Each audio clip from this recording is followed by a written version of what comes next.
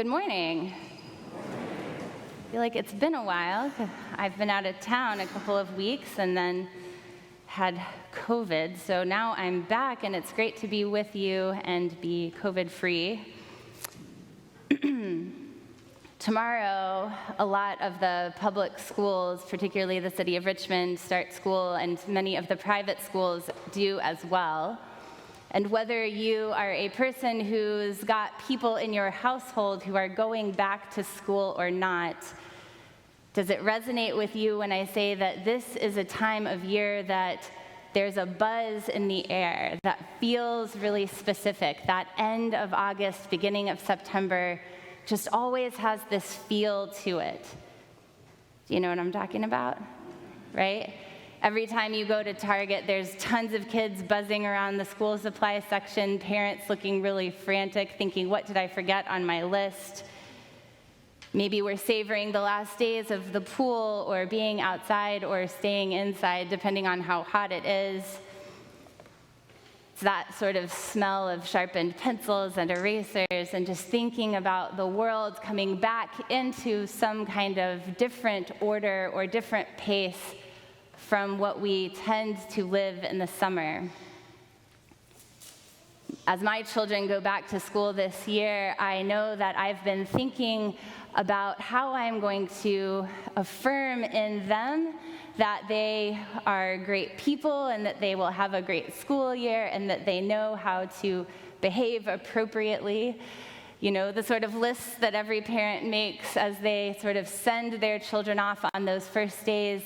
Remember to say please and thank you. Remember to look at your teacher in the eye when he or she speaks to her. Remember to look out for the new kids in your class and welcome them, right? All that parental wisdom that we impart, or that hopefully was imparted to us as we were growing up. Those sorts of norms that shape us and help us to kind of grow into the kind of people that we are called to be. And so I love it that on this particular Sunday, the way that our readings kind of match up with life are that we've got a set of readings, particularly in our epistle reading and in our gospel, that really speak to us about how we are to live and how we are to be. In our reading about the wedding banquet in Luke's gospel, we're reminded of the wisdom that comes from being intentional about who we are and what spaces we're in.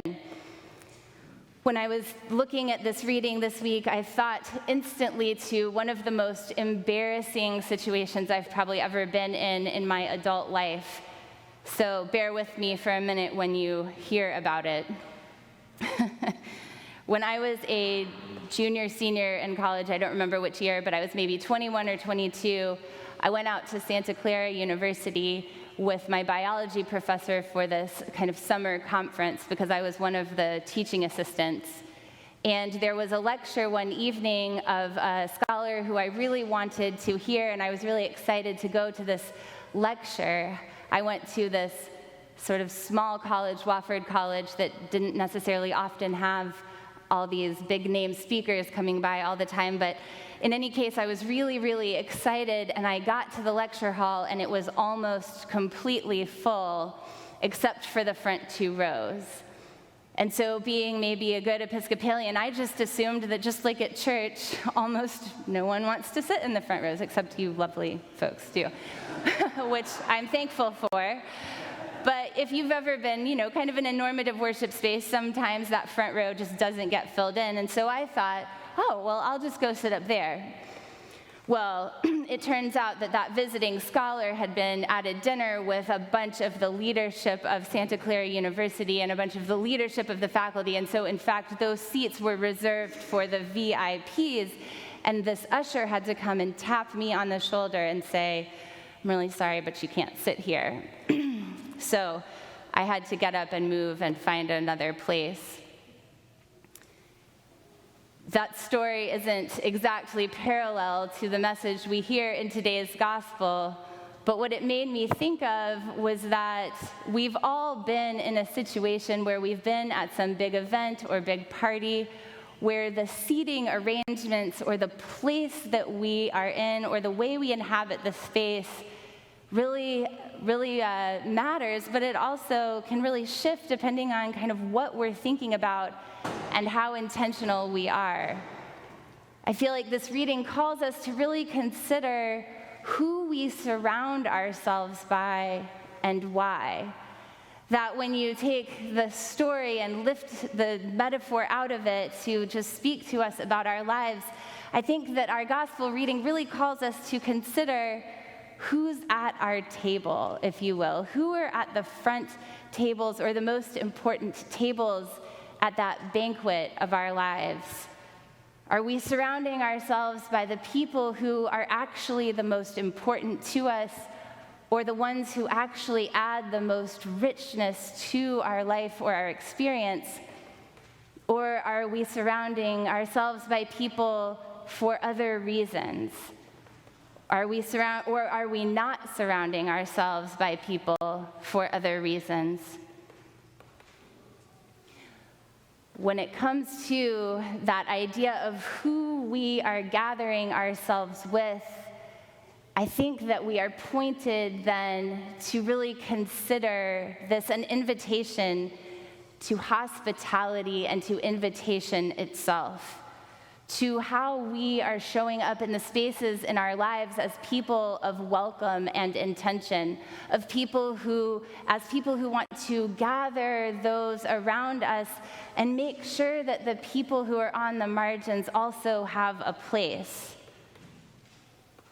In a couple of weeks, on September 11th, we will have our Welcome Sunday, our Welcome Back kind of kickoff Sunday, where we begin our program year. We make that seasonal shift, sort of like school, back into a rhythm of life where our family, if you will gather together and be together on a more regular basis, where people don't travel as much, and because kids are in school, we're just in a rhythm of being together a little more often. And I think that idea of hospitality and invitation and intention is a message that I think preaches for us today as we look forward to Welcome Sunday in a few weeks. When we come back on that Sunday, we'll gather with one worship service all together at 10, and then we'll go out to Birch Street and have this welcome back kind of party ministry fair.